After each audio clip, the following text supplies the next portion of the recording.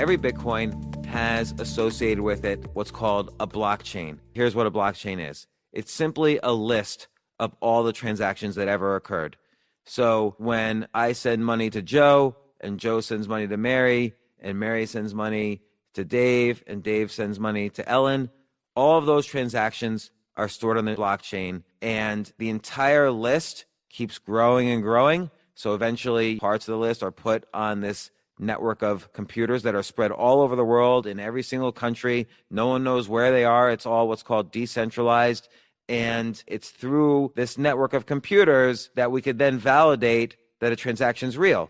Because the way the blockchain works is that Mary can't send money to Ellen unless the blockchain says Mary at some point got the money. So what this means is, thanks to the blockchain, there is a record of every single Bitcoin transaction ever made.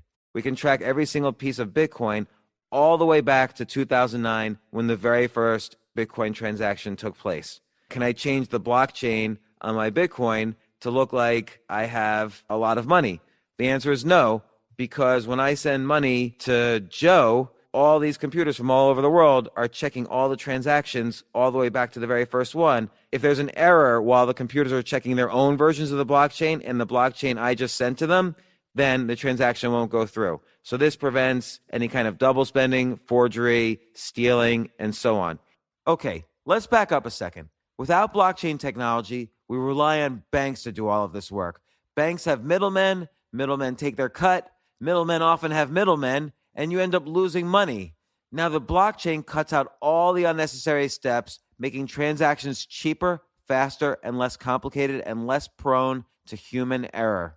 Now, are you starting to see why this whole blockchain technology is a big deal?